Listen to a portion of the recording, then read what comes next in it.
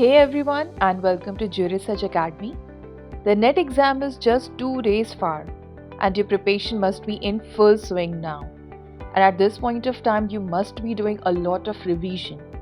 So, just to help you, here are some compilation of most expected questions from family law subject, since family law is one of the vast and substantial subject for NET exam. So, do watch this video to revise some relevant questions before appearing in the exam. The first question is that which of the following is not a condition precedent for a valid adoption under the Hindu Adoptions and Maintenance Act 1956, or in short you may call it as HAMA. So before us we have got 4 statements and you have to choose the incorrect conditions which doesn't make valid adoptions under HAMA, right? So you may pause this video to analyze this question again. So the correct option is option number 3. Since section 9 of HAMA authorizes only 3 set of persons who are father, mother and guardian, and they are capable in giving adoption. So according to section 9, statement C is incorrect.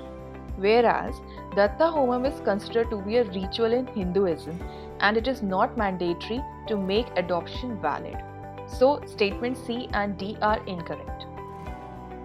Second question is, given below are sections and provisions from Muslim Women Protection of Rights on Marriage Act 2019, or you may call it as Triple Talaq law, and over here you have to match the sections with their respective provisions, and over here you have got the 4 combinations, so you have to choose the correct one.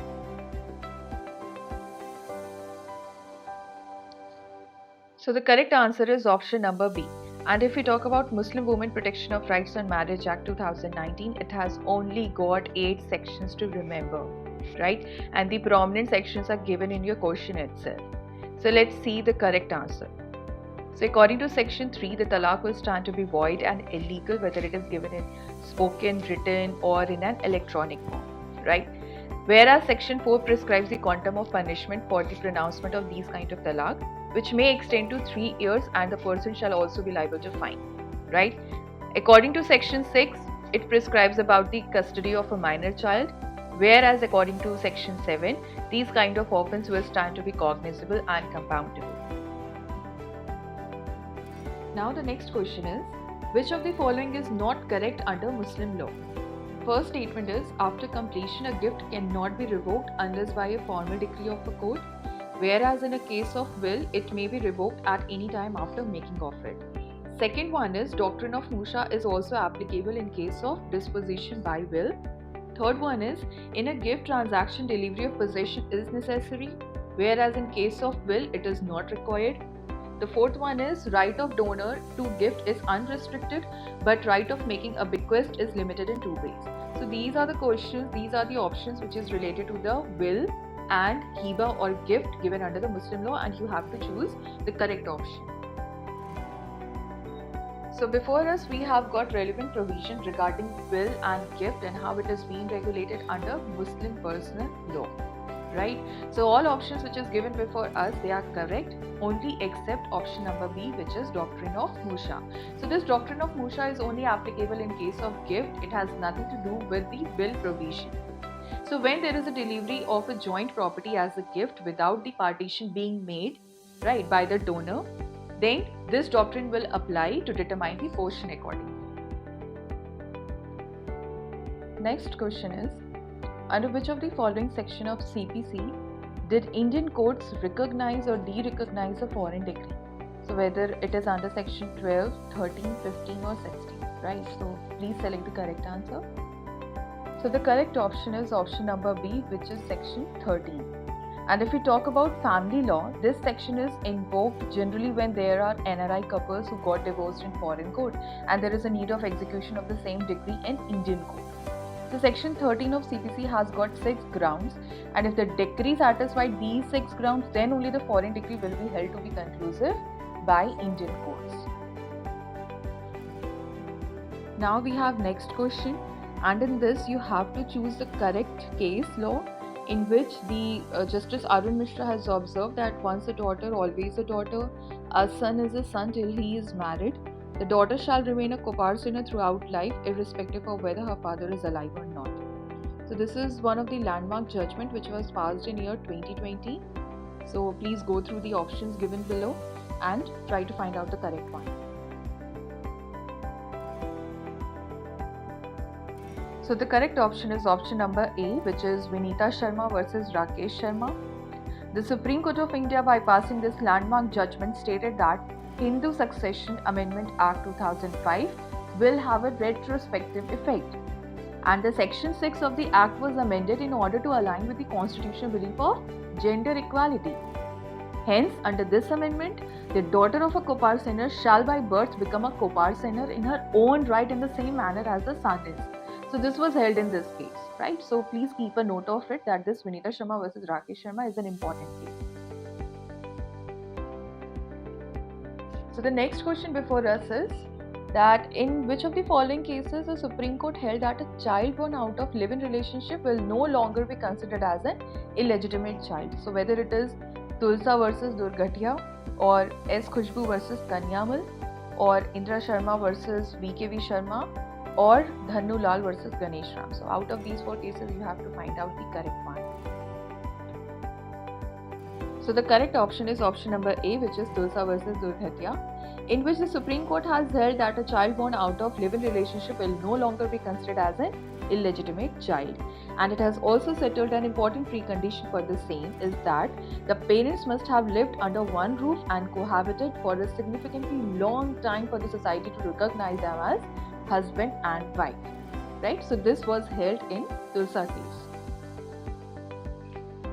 So the next question is, under Section 2 of the Dissolution of Muslim Marriages Act 1939, the following grounds of divorce are available to wife. So over here 4 statements are given, right? And out of these 4 grounds you have to choose the correct one, which is covered under Section 2 of the given act. So before us we have got the Dissolution of Muslim Marriages Act 1939.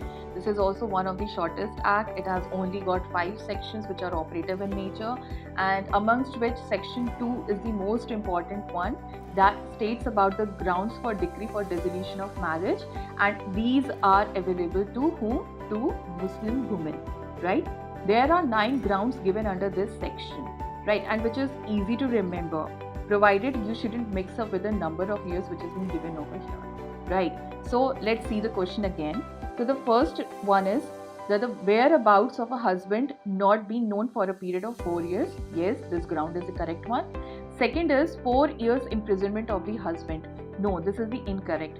Right, under when you see the section number 2 of the act, there is 7 years of imprisonment of a husband should be there, right? The third one is the husband has treated her with cruelty. This is correct. And the fourth one is the husband has neglected her or has failed to pay her maintenance for a period of 2 years. So option A, C and D. These 3 statements are correct. These are the grounds of divorce which is available to a Muslim wife.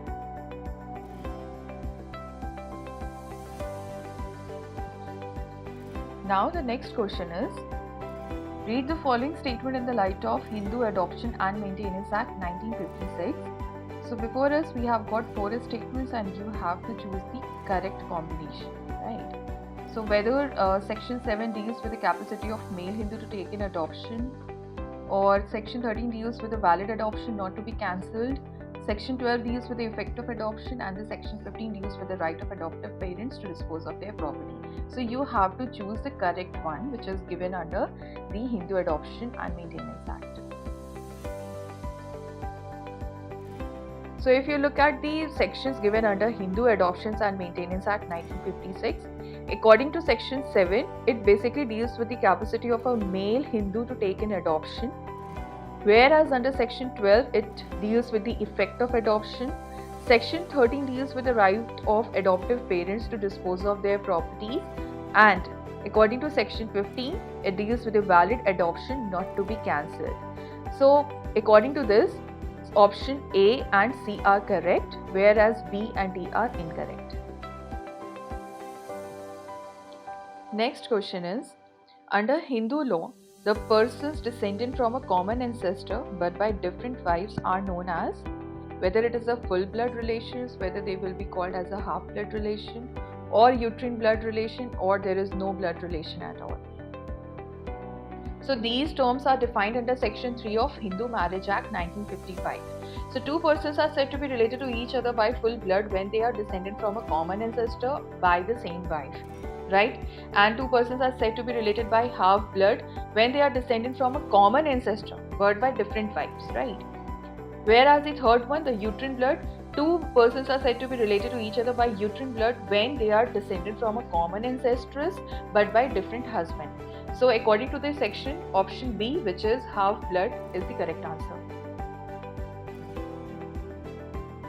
Now the last question given is that under the Hindu Marriage Act 1955, Sapindh relationship with reference to any person extend as far as.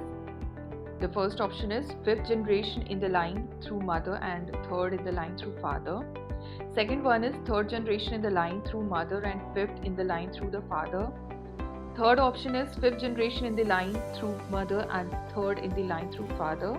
And the fourth one is third generation in the line through mother and the fifth in the line through the father. So these are the four options out of which you have to choose the correct one that basically describes the Sapindh relationship. So see, Sapindh relationship is included in law to promote exogamy, that is norm of marrying outside one's own social group. So it basically discourages the marriage between two persons who has got common ancestors, right? So hence, according to section 3, clause F, Sapindh relationship with reference to any person extend as far as the third generation in the line through the mother and the fifth in the line of ascent through the father. Hence, the correct option is option number 2. So these were some questions that are useful for your preparation and they are also expected in the exam as well. So please carefully prepare them. Thank you for watching this video and good luck for your exam. Please like and share this video and subscribe to Geo Research Academy to get the further updates.